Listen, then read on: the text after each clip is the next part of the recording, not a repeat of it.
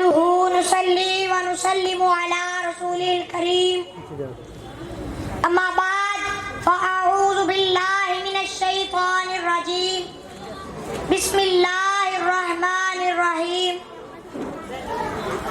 الا ان اولیاء اللہ لا خوف علیہم ولا هم يحزنون صدق اللہ العظیم ان اللہ وملائکته يصلون علی النبی یا ایہا الذین آمنوا صلوا علیہ وسلموا تسلیما۔ تمامی احباب میرے ساتھ مل کر درود پاک پڑھیں۔ الصلاۃ والسلام علیک یا سیدی یا رسول اللہ وعلی آلک واصحابک یا سیدی یا نبی اللہ۔ جہاں جہاں سے وہ گزرے، جہاں جہاں ٹھہرے، وہی مقام محبت کی جلوہ گاہ بنے۔ معزز سامعین، آج مجھے جس موضوع پر لب کشائی کرنے کا موقع ملا ہے وہ چھوٹا منہ اور بڑی بات کے مترادف ہے۔ میری مراد محترم مکرم قبلہ شیخ الحدیث حضرت علامہ مولانا محمد الیاس ہزاروی قادری رحمۃ اللہ علیہ ہیں۔ آپ نبی پاک صاحب لوداع رحمۃ للعالمین شفیع المذنبین صلی اللہ علیہ وآلہ وسلم کے فرمان کے مطابق العلماء ورثۃ الانبیاء کے مصداق اپنی زندگی کو اسوہ حسنہ یأمرون بالمعروف وینہون عن المنکر کا عملی نمونہ تھے۔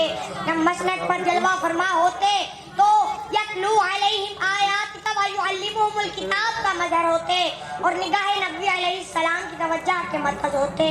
جب قرآن و حدیث کے موتی بخیرتے تو صاحب قرآن علیہ السلام کی نگاہ کریمانہ کی عنایات نظر آتی۔ جب خلافت کے مسند پر جلوہ گر ہوتے تو وہ ذکیہم کی تصویر نظر آتے۔ جب فقہ کا دقیق مسئلہ بیان فرماتے تو صحابہ کرام خصوصاً امام اعظم ابو حنیفہ کی روح اقدس مسرور نظر آتی۔ جب آپ کے سامنے ذکر خیر الورا کا ہوتا یا نعت شریف سنتے تو آنکھوں میں عشق بلال کی جھلک، مولانا رومی، مولانا جامی رحمۃ اللہ علیہ کا وجد دکھائی دیتا۔ حدیث مبارکہ میں علم کی دو اقسام بیان ہوئی، علم فی القلب اور علم علی اللسان۔ امام مالک رحمۃ اللہ علیہ فرماتے ہیں کہ جس نے تصوف اختیار کیا لیکن علم دین حاصل نہ کیا وہ بے دین ہو گیا، اور جس نے علم دین تو حاصل کیا لیکن تصوف سے دور رہا وہ فاسق ہو گیا، اور جس نے ان دونوں کو جمع کر لیا اس نے حقیقت کو پا لیا۔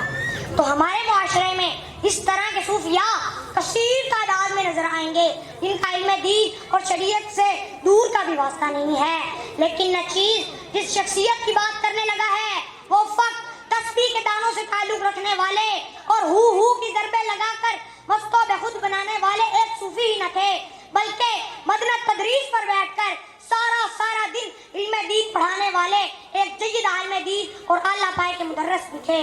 آپ رحمت اللہ علیہ ایک ایسی ہمہ جیت نابغہ روزگار شخصیت تھے کہ اگر کسی نے آپ کو تفسیر پڑھاتے ہوئے دیکھا تو سمجھا آپ شیخ تفسیر ہیں۔ اگر حدیث پڑھاتے ہوئے زبان مصطفیٰ سے نکلے ہوئے خوبصورت کلمات کی وضاحت اس طرح فرماتے کہ سننے والے اور دیکھنے والوں کو شیخ الحدیث ماننا پڑتا۔ فقہ پڑھانے کا انداز ایسا دلکش کہ طلباء آپ کے پاس حاضر ہونے والے ان پڑھ لوگ بھی مسائل سمجھ جایا کرتے تھے، اور اب خطابت پر ایسے چمکے کہ آپ کا خطاب سننے والے کئی گھنٹے مسلسل بیٹھ کر بھی اکتاہٹ اور بوریت محسوس نہیں کرتے تھے۔ اور صورت ایسی حسین اور دلکش کہ لا رہو و ذکر اللہ کی عملی صورت۔ علامہ اقبال نے کیا خوب کہا ہے، ہر لحظہ مومن کی نئی آن نئی شان، گفتار میں کردار میں اللہ کی برہان، یہ راز کسی کو نہیں معلوم کہ مومن قاری نظر آتا ہے حقیقت میں ہے قرآن۔